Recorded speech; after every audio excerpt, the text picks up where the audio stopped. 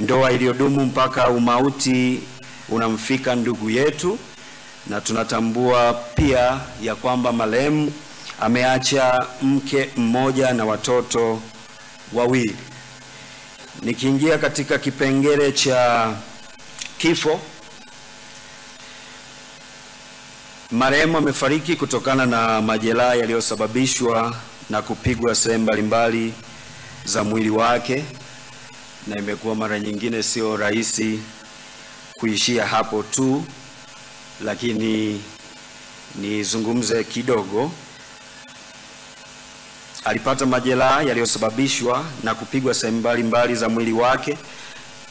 Hii ni kwa uthibitisho tulioupata kutoka kwa madaktari, vyombo vya usalama tuliokuwa nao kwa wakati huo, lakini pia sisi ndugu zake.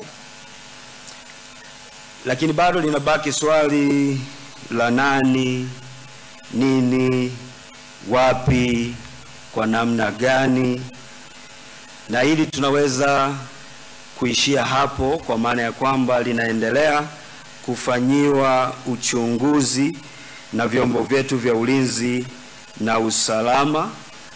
Lakini jambo ambalo ninaweza kuliongea bila kuharibu uchunguzi unaoendelea kufanyika, ninaweza tu kusema ya kwamba ndugu yetu Emmanuel Matiasi ameporwa uhai wake, na hii haijabaki kwa upande wake peke yake, imekuwa ikireflect back. Yeye ameporwa uhai wake, na kwetu sisi sote tumeporwa maisha yake. Kibinafsi amegusa maisha yangu katika nyanja nyingi. Wengi tuliosikia mpaka sasa wakizungumza na kutoa shuhuda wameguswa na mambo mbalimbali aliyoyafanya katika maisha yao.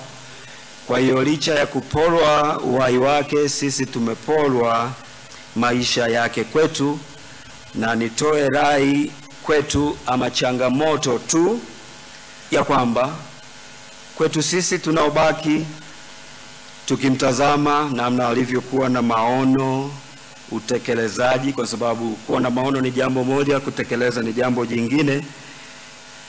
Tunachukua hatua gani kuyaenzi mema mengi ambayo ametuachia, moyo wa upendo, moyo wa kusaidia, na mambo kadha wa kadha ambayo tunajua yamegusa maisha yetu na maisha ya wengine, ili tunapoondoka pia katika safari hii ambayo sisi sote tutapitia, tujue tunaacha mambo gani nyuma yetu, ama watu wanazungumza nini kutuhusu kwa namna tulivyoweza kugusa maisha yao.